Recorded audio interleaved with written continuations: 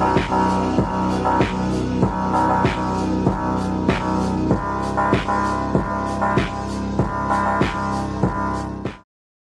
है आप सभी लोगों का आज की हमारी इस क्लास में। इंडियन पॉलिटी के जिस सेगमेंट की हम लोग चर्चा कर रहे हैं उसी क्रम में आज हम लोग अगला वीडियो लेक्चर डिस्कस करने जा रहे हैं जिसका नाम है जुडिशरी। जुडिशरी पार्ट नंबर 5 का एक हिस्सा है और पार्ट नंबर 5 भारत के संविधान का सबसे बड़ा पार्ट है। इसमें आर्टिकल नंबर 51 से लेकर के 151 तक को शामिल किया गया है।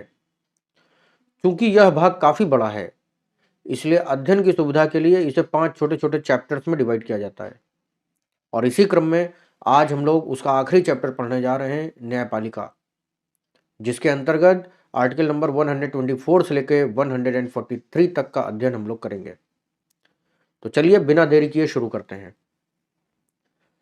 जब हम जुडिशरी से संबंधित इन आर्टिकल्स को देखते हैं तो 124 से लेकर 143 तक का क्रम इसमें है। अगर हम लोग मेन आर्टिकल्स को पढ़ना शुरू करें तो 124 के अंदर establishment and constitution of supreme court के बारे में बताया गया है।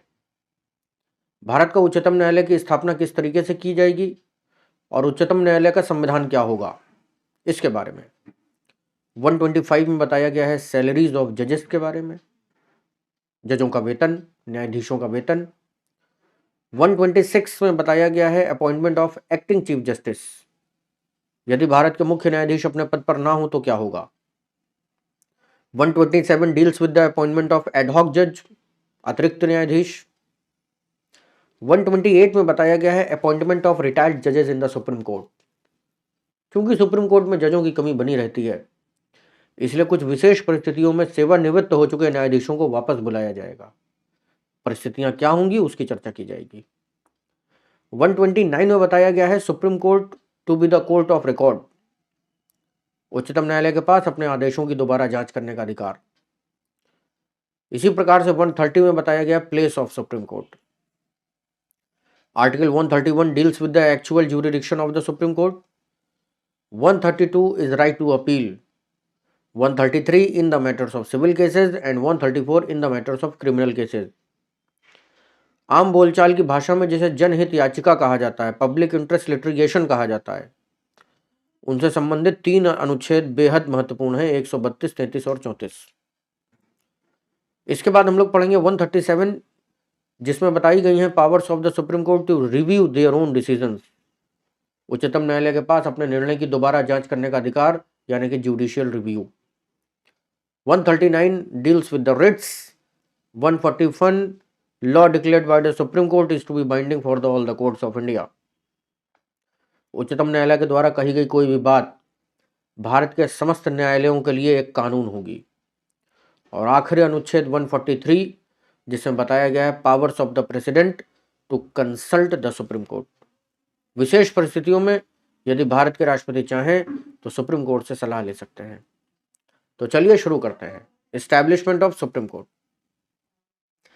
जब भी हम लोग कोर्ट की चर्चा करते हैं तो पहला चित्र जो आपके दिमाग में बनता है, अगर आपसे कहा जाए कोर्ट, अगर आपसे कहा जाए न्यायालय, तो जो पहला चित्र आपके दिमाग में बनता है वो है पुलिस और जज। एक बड़ा सा कमरा जिसमें जज साहब बैठे हुए हैं, कुछ क्रूर पुलिस वाले अगल बगल खड़े हुए हैं और कोई व्यक्ति न्याय की गुहार लगा रहा है।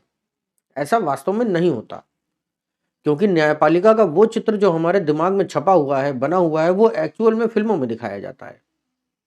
न्यायालय का कॉन्सेप्ट ये है कि सबसे पहले आपको ये तय करना पड़ेगा कि आपका मामला किससे संबंधित है, क्योंकि हर केस में फांसी नहीं हो सकती, हर केस में जेल नहीं हो सकती। कभी आपका मुकदमा किसी अधिकार से संबंधित भी तो हो सकता है, कभी आपका मुकदमा परिवार से संबंधित भी तो हो सकता है, किसी कंपनी से संबंधित भी तो हो सकता है। तो इसी पर्पज से अलग अलग कोर्ट्स बनाए गए हैं। सबसे छोटे स्तर के जो कोर्ट होते हैं वो जिले में होते हैं, इसलिए उन्हें हम लोग डिस्ट्रिक्ट एंड सेशन कोर्ट्स कहते हैं। और जिले के कोर्ट्स को जो सेशन कोर्ट्स कहा जाता है उसका रीजन ये होता है कि यहाँ पे कई सारे कोर्ट्स हैं, अनेक कोर्ट्स यहाँ पर आप देख सकते हैं। यदि आपका मामला अपराध से संबंधित है तो उसके लिए क्रिमिनल कोर्ट की व्यवस्था है। इस कोर्ट के अंदर जो जज साहब होंगे वो क्रिमिनल केसेस के एक्सपर्ट होंगे और उनका निर्णय केवल क्रिमिनल केसेस के लिए ही होगा। अगली कोर्ट होती है सिविल कोर्ट। यहां पर ऐसे मामले सुलझाए जाएंगे जो अधिकार संबंधी हो। अगर किसी ने आपका पैसा ले लिया और पैसा वापस नहीं कर रहा, तो उसे आप पनिशमेंट दिलवा के क्या करेंगे? आपको पैसा चाहिए ना अपना, तो सिविल कोर्ट में आप जाएंगे। इसी तरीके से अगला कोर्ट है फैमिली कोर्ट। फैमिली कोर्ट के अंदर वो सारे मामले सुने और निपटाए जाते हैं जो परिवार से संबंधित हैं। पति पत्नी के बीच का विवाद, सास बहू के बीच का झगड़ा, देवरानी जेठानी, ननंद भौजाई, सारे मामले यहाँ सुलझाए जाते हैं। अगला कोर्ट है रेवेन्यू कोर्ट, यानी कि राजस्व न्यायालय। यदि आपने टैक्स चोरी कर ली है, सरकार को समय पर करों का भुगतान नहीं किया है, तो सरकार आपको रेवेन्यू कोर्ट में खींचेगी और यहां पर आपको सरकार का पैसा वापस करना पड़ेगा। अगला कोर्ट है लेबर कोर्ट। लेबर का मतलब कर्मचारी। यदि सरकार और उसके किसी एम्प्लॉय के बीच में कोई झगड़ा है तो वो इस कोर्ट में सुलझाया जाएगा। इसी तरीके से कंज्यूमर कोर्ट भी होता है, उपभोक्ता अदालत इसको कहते हैं। कंपनी और कस्टमर के बीच का जो मामला है वो यहाँ पर सुलझाया जाता है। और आखिरी कोर्ट है पब्लिक कोर्ट, यानी कि लोक अदालत। लोक अदालत में ये सारे मामले सुलझाए जाते हैं, लेकिन लोक अदालत में केवल वही मामले जाते हैं, वही मुकदमे जाते हैं जिन मुकदमों को आप खत्म करवाना चाहते हैं। तो इसका एक अलग सा कॉन्सेप्ट है, सेगमेंट है पब्लिक कोर्ट, जो हम लोग किसी दूसरे लेक्चर में कभी डिस्कस करेंगे।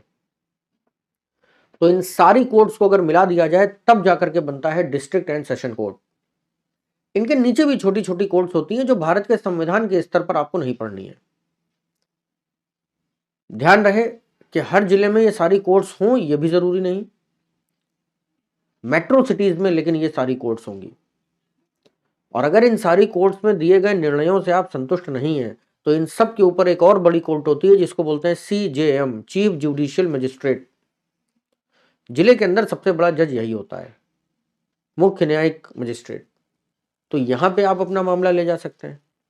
लेकिन अगर जिले की आबादी 2 मिलियन से ज्यादा है, यानी कि 20 लाख से ज्यादा है, यानी कि आप मेट्रो सिटी हैं, तो एक और कोर्ट यहां पर होती है जिसको बोलते हैं CMM, यानी कि चीफ मेट्रोपॉलिटन मजिस्ट्रेट। हालांकि चीफ मेट्रोपॉलिटन मजिस्ट्रेट प्रत्येक जिले में नहीं होगी। तो इस तरीके से जिला अदालत की कहानी खत्म होती है। अब इसके बाद जो बड़ी कोर्ट है उसको कहते हैं स्टेट हाई कोर्ट। प्रत्येक राज्य के अंदर एक होती है, इसे उच्च न्यायालय या हाई कोर्ट कहते हैं। और पूरे देश में हाई कोर्ट 25 हैं। अब राज्य हमारे देश में 28 हैं और 8 केंद्र शासित प्रदेश हैं। तो उसके लिए एक अलग कहानी है कि कुछ राज्य ऐसे हैं जिनकी आबादी बहुत ज़्यादा नहीं है, जिनका क्षेत्रफल बहुत बड़ा नहीं है, तो वहाँ पे कोर्ट शेयर हो जाते हैं। उदाहरण के तौर पे अंडमान निकोबार की कोर्ट जो है वो कलकत्ता हाई कोर्ट है, कोलकाता में लगती है, यानी बंगाल की कोर्ट है। इसी प्रकार से लक्षद्वीप केरला में कवर हो जाएगा, पौंडीचेरी तमिलनाडु में कवर हो जाएगा, और बॉम्बे हाई कोर्ट भारत की सबसे बड़ी हाई कोर्ट है जहां पे दादरा नागर and Haveli and Daman and Diu cover हो जाएंगे। तो इस तरीके से ये 25 हो जाती हैं। सबसे ऊपर की जो कोर्ट है उसे सुप्रीम कोर्ट कहते हैं, ये दिल्ली में और एक है, और 24 जनवरी 1950 को इसकी स्थापना करी गई थी, तब से ये कार्यरत है। और संविधान लागू होने के बाद, स्वतंत्रता मिलने के बाद, यहां पर केवल 7 जज हुआ करते थे सुप्रीम कोर्ट में। लेकिन वर्तमान समय में जजों की संख्या बढ़ चुकी है और इस समय 33 जजेस हैं और एक चीफ जस्टिस ऑफ इंडिया है, यानी कि कुल 34 जजेस हैं सुप्रीम कोर्ट में। याद रखिएगा, ये क्वेश्चन पूछा जाने वाला है। और ये भी याद रखिएगा कि सुप्रीम कोर्ट इस समय अपनी मैक्सिमम स्ट्रेंथ पर है, यानी कि 34 जजों से ज्यादा यहां पर हो नहीं सकते और इस समय फुल है।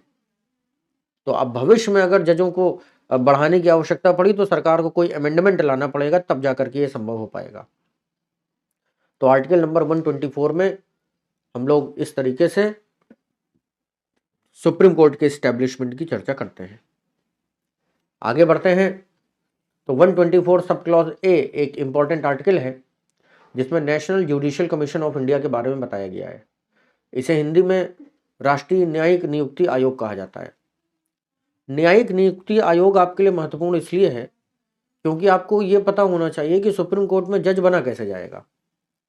तो इसके लिए एक सिंपल सा प्रोसेस है कि अगर आप सुप्रीम कोर्ट में एज ए जज काम करना चाहते हैं तो एक ही पैरामीटर है कि या तो किसी स्टेट हाई कोर्ट के चीफ जस्टिस हों या रिटायर हो चुके हों। अब इस कहानी को आप कैसे समझेंगे? आसान तरीका इसको समझने का यह है कि जब हाई कोर्ट से कोई जज रिटायर होता है तो उसकी एज होती है 62, और जब सुप्रीम कोर्ट से कोई जज रिटायर होता है तो उसकी एज होती है 65। तो इसलिए जब हाई कोर्ट से कोई जज रिटायर होगा तो उसके पास 3 साल का समय होगा सुप्रीम कोर्ट के जज के तौर पे काम करने के लिए। और अगर हमारे देश में 25 हाई कोर्ट्स हैं और सारे 25 मुख्य न्यायाधीश जो हाई कोर्ट्स के हैं वो एक साथ रिटायर हो जाएं तो 25 जज सुप्रीम कोर्ट को मिल जाएंगे। लेकिन क्या ये लोग सीधे चले जाएंगे सुप्रीम कोर्ट? नहीं। अब यहां पे आता है प्रोसेस, और वो process national judicial commission of India में बताया गया है। इस प्रोसेस के अंतर्गत 1+2 का एक कोलेजियम होगा और इस कोलेजियम में जो एक व्यक्ति है वो चीफ जस्टिस होगा और 2 व्यक्ति जो हैं वो अदर जजेस सुप्रीम कोर्ट के होंगे। इन दोनों की सहमति से राष्ट्रपति जजों को अपॉइंट करेंगे। The appointment of the supreme court जजेस with nomination of chief justice of India +2 other supreme court जजेस and affirmation from the president. ये इतनी सी बात है। अब कोलेजियम को लेकर के अलग अलग प्रकार के डिस्प्यूट्स चलते रहते हैं, अलग अलग प्रकार के विवाद चलते रहते हैं। तो इसके ऊपर हम लोग जल्दी एक वीडियो लेक्चर लाने जा रहे हैं कि national judicial commission of India को लेकर के एक आम आदमी की समझ को कैसे बढ़ाया जाए। जल्द ये लेक्चर आपको प्रोवाइड कराया जाएगा। लेकिन ध्यान रहे कि कोलेजियम के अंदर पॉलिटिकल जो दखल देने की बात चल रही है उसमें कोई राजनीतिक पृष्ठभूमि के भी व्यक्ति हों, उसमें देश के प्रधानमंत्री भी हों, उसमें नेता प्रतिपक्ष भी हों, तो ये पूरा एक अलग सा कॉन्सेप्ट है जिसको हम लोग सीखेंगे। आगे बढ़ते हैं तो नंबर आता है salary of the supreme court जजेस। तो सुप्रीम कोर्ट के जजों की जो सैलरी है उसमें अगर आप जज हैं तो 2.5 लाख रुपए आपका वेतन है मासिक, और यदि आप मुख्य न्यायाधीश हैं तो 2.1 रुपए आपको पर मंथ सैलरी मिलेगी। और जजों का जो ये वेतन है ये कंसोलिडेटेड फंड ऑफ इंडिया से दिया जाएगा, यानी कि भारत की संचित निधि से दिया जाएगा। ये प्रश्न कई बार पूछा जा चुका है कि जजों का वेतन कहां से दिया जाता है, तो ध्यान रखिएगा। अगला आर्टिकल आता है appointment of acting chief justice. Acting chief justice का मतलब है कार्यकारी मुख्य न्यायाधीश। मतलब यदि सुप्रीम कोर्ट के मुख्य न्यायाधीश ने रिजाइन कर दिया, उनकी मृत्यु हो गई या उनके ऊपर संविधान उल्लंघन का आरोप लगा के उन्हें पद से हटा दिया गया, तो ऐसी स्थिति में नया जज कैसे लाया जाएगा? तो उसका प्रोसेस है कि on the advice of collegium president appoint 1 जज फ्रॉम अदर 33 जजेस of the supreme Court as a temporary Chief Justice and also allotted all the powers and salary to the temporary Chief justice of India for short period of time. एक class के अंदर monitor वही बच्चा बनता है जो पढ़ने में सबसे अच्छा हो। उसी तरीके से सुप्रीम कोर्ट के अंदर जो चीफ जस्टिस बनेगा वो अपनी हाई स्कूल की मार्कशीट के डेट के अकॉर्डिंग बनेगा। आप कल्पना कर लीजिए कि सुप्रीम कोर्ट में इसमें 34 जज हैं, तो ये 34 हाई स्कूल तो पास होंगे ही। इन सभी की हाई स्कूल की मार्कशीट में इनकी जो जन्म तिथियां लिखी हैं उनको एक क्रम में लगाया जाएगा। तो जो सबसे सीनियर होगा वही सुप्रीम कोर्ट का चीफ जस्टिस बनेगा। ये बड़ा सिंपल सा नियम है, समझ लीजिए। तो यदि मुख्य न्यायाधीश अपने पद पर नहीं होंगे तो सीनियर मोस्ट जज जो होगा वो जज बन जाएगा, लेकिन इसके लिए कोलेजियम और प्रेसिडेंट की सहमति लेनी पड़ेगी। और कोलेजियम क्या है? तो 5 सीनियर मोस्ट जज जो सुप्रीम कोर्ट के हैं उनको मिला करके ही ये ग्रुप बनेगा, इसको कोलेजियम कहा जाएगा। बात आपको समझ में आ गई होगी कि सीनियर का मतलब यहां पर क्या है। हाई स्कूल की मार्कशीट में जो एज में सबसे सीनियर है बस वही सीनियर माना जाएगा। आप कितने मुकदमे लड़ चुके हैं, आपके पास कितना एक्सपीरियंस है, आपने कौन कौन से महत्वपूर्ण निर्णय दिए हैं, डिलीवर किए हैं, इस बात से कोई मतलब नहीं होगा। तो ये हो गया appointment of acting chief justice. आगे बढ़ते हैं। अब अगला सवाल आता है कि ये एडहॉक जज क्या है? तो इसको बोलते हैं एडिशनल जज। On the advice of chief justice of India and permission of the chief justice of High Court president appoint ad hoc जजेस। अब यहां पर आवश्यकता पड़ने पर ही केवल एडहॉक जजेस को लाया जाएगा, अगर आवश्यकता नहीं पड़ रही है तो नहीं लाया जाएगा। तो जब भी कभी लाया जाता है तो ये अखबारों में छपता ही है, तो करंट अफेयर के तौर पे आप इसको ध्यान रख सकते हैं। अगले आर्टिकल में आप लोग सीखते हैं कि Supreme Court is to be court of record. इसको आम बोलचाल की भाषा में कंटेम ऑफ कोर्ट भी कहा जाता है, यानी कि कोर्ट की अवमानना, न्यायालय की अवमानना। इसको भी आप एक उदाहरण के माध्यम से समझिए। अगर मैं आपको बुलाऊं कभी मिलने के लिए तो मैं आपको फोन करूंगा या मैसेज करूंगा, चिट्ठी भी लिख सकता हूं, लेकिन चिट्ठी का जमाना अब चला गया, तो फोन करूंगा, मैसेज करूंगा कि भैया मिलने आ जाओ। लेकिन अगर कोर्ट कभी आपको बुलाना चाहे, कोर्ट को आपसे कभी कोई काम पड़ जाए, तो कोर्ट आपको न चिट्ठी लिखेगा, न मैसेज करेगा, न व्हाट्सएप करेगा, कोर्ट आपको करेगा समन। तो एक कागज आता है कोर्ट से आपके घर, उसको बोलते हैं समन, SUMMON, समन। समन मीन्स बुलावा, समन मीन्स इन्विटेशन, आइए कोर्ट ने बुलाया है। घबराने की आवश्यकता नहीं है। अगर कोर्ट किसी को समन करके बुला रहा है और आप कोर्ट जाएंगे तो कोर्ट आपको जेल में नहीं डालेगा, उसको जो काम है वो काम आपको बताएगा। लेकिन अगर समन मिलने के बाद आप कोर्ट नहीं गए, आपने ये लिख दिया उसके रिप्लाई में कि भाई मेरी तबीयत खराब है या मैं आउट ऑफ स्टेशन हूं, तो चलिए ठीक है, चल जाएगा, एक बार, दो बार, तीन बार चल जाएगा। लेकिन कब तक? एक टाइम ऐसा आएगा जब कोर्ट इसे अपना अपमान समझेगा कि उसने आपको समन किया और आप कोर्ट से मिलने नहीं गए। बस इसी घटना को कंटेम्प्ट ऑफ कोर्ट कहा जाएगा। ये एक टाइप है कंटेम्प्ट ऑफ कोर्ट का। बहुत सारे टाइप हो सकते हैं।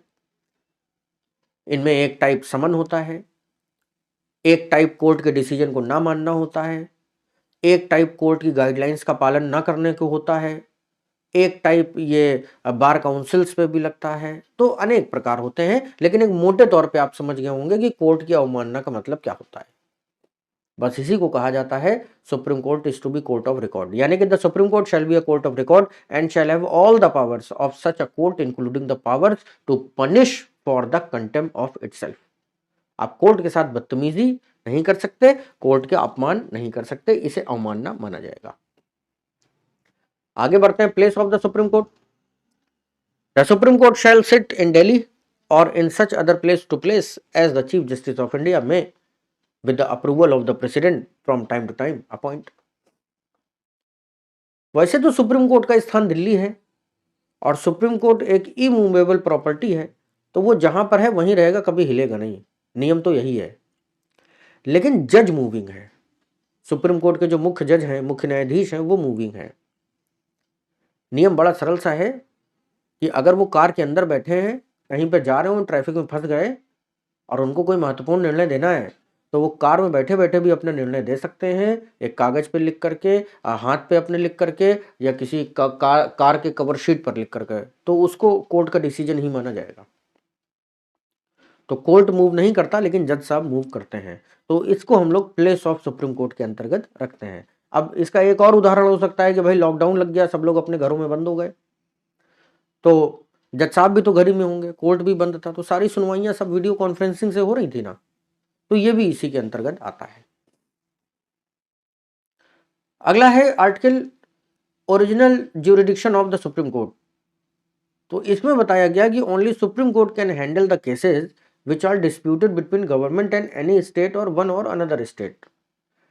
यानी कि सुप्रीम कोर्ट किन किन मामलों में दखल दे सकता है। तो उसका पहला जो है क्राइटेरिया वो है government of India versus state, यानी कि भारत सरकार और किसी राज्य के बीच का विवाद। दूसरा क्राइटेरिया है स्टेट वर्सेस स्टेट, यानी एक राज्य का दूसरे राज्य से विवाद। और तीसरा क्राइटेरिया है government of India versus multiple states, दो या दो से अधिक राज्य और भारत सरकार के बीच का विवाद। तो इनमें सुप्रीम कोर्ट का ओरिजिनल ज्यूरिडिक्शन, वास्तविक न्यायाधिकरण होता है। इसके बाद one of the most important article आता है जिसे हम लोग कहते हैं राइट टू अपील। अब राइट टू अपील का मामला यह है कि right to appeal in the matters of constitutional validity, और इसे आम बोलचाल की भाषा में पब्लिक इंटरेस्ट लिटिगेशन कहा जाता है, जनहित याचिका कहा जाता है। जनहित याचिका के ऊपर भी मैं आपको एक अलग और सेपरेट वीडियो लेक्चर प्रोवाइड कराऊंगा, लेकिन अभी संक्षेप में आप बस इतना समझ लीजिए कि जनहित का मतलब है पब्लिक इंटरेस्ट। कभी कभी इस देश में ऐसे मामले होते हैं जो अनेक लोगों के जीवन या उनके हितों से जुड़े हुए हैं। ऐसे मामले को एक प्लेटफॉर्म पे ला देना, एक चिट्ठी के माध्यम से पूरे देश को बता देना, बस यही पब्लिक इंटरेस्ट लिटिगेशन का काम है। आज अगर आप कोर्ट में एक एप्लीकेशन डालें PIL के नाम पर, और उसमें अगर आप भारत में महिलाओं की स्थिति की चर्चा करें, या आप रिजर्वेशन का मुद्दा उठाएं, या आप रेसिज्म का मुद्दा उठाएं, तो अनेक ऐसे मुद्दे हैं जो उठाएगा तो कोई एक व्यक्ति, लेकिन उसका संबंध इस देश में रहने वाले करोड़ों लोगों से होगा। इसका एक बहुत फेमस उदाहरण है कई बार ऐसी फिल्में रिलीज होती हैं जिनमें दिखाए गए दृश्यों से लोगों की धार्मिक भावनाएं आहत हो जाती हैं। हाल ही में भी एक फिल्म में ऐसा ही दृश्य दिखाया गया जिससे लोगों की धार्मिक भावनाएं आहत हो गई। तो धार्मिक भावना किसी एक व्यक्ति की नहीं आहत हुई, लाखों करोड़ों लोगों की आहत हुई। तो ऐसे मामले में कोर्ट को दखल देना ही पड़ेगा। तो ये सारे मामले पीआईएल के अंतर्गत उठाए जाते हैं। अब इस पीआईएल की दो श्रेणियां हैं, दो कैटेगरीज हैं, आर्टिकल 133 और 134 के अंतर्गत आती है। अगर आपकी याचिका जनहित याचिका सिविल केसेस से रिलेटेड है तो 133 के अंतर्गत डाली जाएगी, और अगर क्रिमिनल केसेस से रिलेटेड है तो 134 के अंतर्गत डाली जाएगी। बस इतनी सी बात है। और 134A भी इसी में आगे आता है, जो है सर्टिफिकेट जो हाई कोर्ट के द्वारा प्रोवाइड कराया जाता है कि आपका मामला पब्लिक इंटरेस्ट का है। एक उदाहरण और समझ लीजिए। मान लीजिए कि आप सेशन कोर्ट से कोई केस हार गए और आपने हाई कोर्ट में अपील करी, और वो केस आप हाई कोर्ट से भी हार गए। तो हाई कोर्ट डिसीजन देने के साथ साथ अगर हाई कोर्ट को लगता है कि आपका ये मामला पब्लिक इंटरेस्ट से रिलेटेड है तो हाई कोर्ट आपको एक सर्टिफिकेट दे देगा, और उस सर्टिफिकेट को कहते हैं 134A सर्टिफिकेट। उसी सर्टिफिकेट के माध्यम से आप सुप्रीम कोर्ट जा सकते हैं। जा तब भी सकते हैं जब आपको सर्टिफिकेट ना मिला हो, लेकिन तब आपको सुप्रीम कोर्ट में यह प्रूव करना पड़ेगा कि आपका केस पब्लिक इंटरेस्ट से रिलेटेड था। फिल्मों में दिखाया गया कोई दृश्य हो, किसी नेता मंत्री विधायक के द्वारा दिया गया कोई बयान हो, किसी पब्लिक प्लेस पर किसी व्यक्ति के साथ हुआ भेदभाव हो, किसी कंपनी और किसी कस्टमर के बीच में हुआ कोई विवाद हो, ऐसे अनेक मामले पीआईएल के अंतर्गत आते हैं। और अब तो पीआईएल पर आधारित केसों पर फिल्में भी बनने लगी हैं। अनेक फिल्मों में भी पीआईएल की कहानी आती है। आशा करता हूं कि पीआईएल आपको समझ में आ गई होगी। आगे है powers of the Supreme Court to review their own decision. Any law made by Parliament or any rule made by the courts, the Supreme Court shall have power to review any judgment pronounced or order made by it. High court ने गलत decision दिया, supreme court उस decision को बदल सकता है। Supreme Court ने decision दिया और बाद में सुप्रीम कोर्ट को ही लगा कि यार हमने गलत डिसीजन दे दिया, तो सुप्रीम कोर्ट उसको बदल सकता है। सरकार ने कोई ऐसा कानून बना दिया जो संविधान विरुद्ध है, कॉन्स्टिट्यूशन के अगेंस्ट है, तो सुप्रीम कोर्ट उसको भी सस्पेंड कर सकता है। कोर्ट की इन्हीं सब शक्तियों को जुडिशियल रिव्यू के अंतर्गत रखा जाता है, और इसका बड़ा खूबसूरत उदाहरण होता है Keshav Bharati versus state of Kerala. इस केस के ऊपर भी एक वीडियो लेक्चर अवेलेबल है, आप पॉलिटी की प्लेलिस्ट में जाकर के देख सकते हैं। अगला नंबर आता है रिट्स का। रिट्स के ऊपर भी आपको एक सेपरेट वीडियो मिलेगा। इसमें हैबियस कॉर्पस, मैंडमस, प्रोहिबिशन, सेटियोरी और क्विंटो वारंटो 5 तरीके की रिट्स हैं। अगर मैं रिट्स की कहानी आपको संक्षेप में समझाऊं, क्योंकि यहां पे एक लिमिटेड टाइम पीरियड में हम लोग डिस्कस कर रहे हैं, तो जरा ये बताइए कमेंट करके मुझे कि फंडामेंटल राइट्स कितने टाइप के होते हैं। सभी बच्चे कमेंट करके बताइए। तो आंसर आएगा 6। 6 प्रकार के फंडामेंटल राइट्स होते हैं, लेकिन इनमें जो छठवां होता है यानी कि आर्टिकल 32, वो तो रिमीडियल राइट है। वो तो 5 राइट्स जब डिस्टर्ब होंगे तब के लिए है वो। तो मोटे मोटे बचे कितने? 5। तो ये माना गया कि आपके मूल अधिकार 5 प्रकार से ही छीने जा सकते हैं। आपके फंडामेंटल राइट्स 5 तरीकों से ही वॉयलेट हो सकते हैं। तो जब 5 तरीकों से प्रॉब्लम पैदा होगी तो 5 तरीके उसके सॉल्यूशन के भी होंगे। तो इसीलिए रिट्स की संख्या भी 5 है। इनमें पहली है हैबियस कॉर्पस, जो आपको एक इनडेफिनेट इम्प्रिजमेंट से बचाती है, यानी कि पुलिस ने आपको अगर जबरन गिरफ्तार कर लिया है या 24 घंटे से ज्यादा कस्टडी में रख लिया है थाने के अंदर, तो हैबियस कॉर्पस काम करेगी। इसी तरीके से मैंडमस जो है ये काम करेगी जब an order from a court to an inferior government official ordering the government official to properly fulfill their official duties or to correct and abuse the discretion। न्यायपालिका द्वारा जारी करी जाएगी किसी सरकारी अफसर के लिए। प्रोहिबिशन सीधा सा मतलब है रोक लगाना या निषिद्ध। तो यहां पर एक हायर कोर्ट एक लोअर कोर्ट को ये रिट जारी करेगा किसी निर्णय पर रोक लगाने के लिए। सेटियोरी, सुपीरियर कोर्ट फॉर द री examine of an action of a lower court. और इसी तरीके से क्विंटो वारंटो भी काम करेगी पब्लिक ऑफिसेस के लिए। तो इनको आप अच्छे से पढ़ लीजिएगा, बड़ी सरल है, 5 है। रिट्स के बाद जब हम लोग आगे बढ़ते हैं तो एक इंपॉर्टेंट आर्टिकल आता है कि law declared by the supreme Court to be binding on all courts. यदि सुप्रीम कोर्ट ने कोई डिसीजन दे दिया, यदि सुप्रीम कोर्ट ने कोई लाइन कह दी, यदि सुप्रीम कोर्ट ने कोई रेगुलेशन बना दिया, तो ये हिंदुस्तान के अंदर सभी कोर्ट्स के द्वारा मान्य होगा। The law declared by the supreme court shall B binding on all courts with in the territory of India. इसका एक अगर उदाहरण मैं आपको दे दूं, और अगर सुप्रीम कोर्ट कह दे कि वकील व्हाइट शर्ट और ब्लैक पैंट नहीं पहनेंगे, कल से सारे वकील ब्लैक शर्ट और व्हाइट पैंट पहनेंगे, तो ये इस देश के लिए कानून होगा, इसमें पार्लियामेंट का कोई इंटरफेरेंस नहीं होगा। तो इस तरीके से कोर्ट कानून भी बना सकता है। अगला और आखिरी article 143, powers of the president to consult Supreme Courts. संक्षेप में इसको भी आप ऐसे समझिए कि हमारे देश में कई बार ऐसे मामले आ जाते हैं जब सुप्रीम कोर्ट को प्रेसिडेंट की एडवाइस लेने की आवश्यकता पड़ती है, और कई बार ऐसे भी मामले आ जाते हैं जब प्रेसिडेंट को सुप्रीम कोर्ट की एडवाइस लेने की आवश्यकता पड़ती है। तो इन दोनों ही केसेस में ये दोनों एक दूसरे से एडवाइस ले सकते हैं, क्योंकि इस दुनिया में लोकतंत्र का सबसे बड़ा जानकार भारत का राष्ट्रपति होता है। ठीक इसी तरीके से इस दुनिया में कानून का सबसे बड़ा जानकार हिंदुस्तान की न्यायपालिका है। तो if president need some judicial advice और if judiciary need some democratic advice, both are free to give and take but not binded. ना ही राष्ट्रपति सुप्रीम कोर्ट की सलाह मानने के लिए बाध्यकारी है, ना ही सुप्रीम कोर्ट राष्ट्रपति की सलाह मानने के लिए बाध्यकारी है।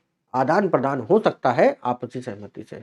तो इस तरीके से हम लोगों ने जुडिशरी यहां पे समाप्त कर ली। कैसा लगा ये वीडियो लेक्चर, लिखना ना भूलें। इसका पीडीएफ आपको टेलीग्राम पे जल्दी अवेलेबल करा दिया जाएगा। पार्ट नंबर 5 की कहानी यहां से फिनिश होती है। पूरा पार्ट नंबर 5 आप तैयार कर लीजिए। इसके बाद कोई डाउट्स या डिस्प्यूट्स हैं तो मुझे बता दीजिए। पार्ट नंबर 6 की कहानी जल्द ही आपको सुनाई जाएगी और पॉलिटी जल्द से जल्द खत्म हो, ऐसा हमारा प्रयास रहेगा। पढ़ते रहिए, सीखते रहिए। जल्द मिलते हैं अगले वीडियो लेक्चर में। Till then, tata bye bye.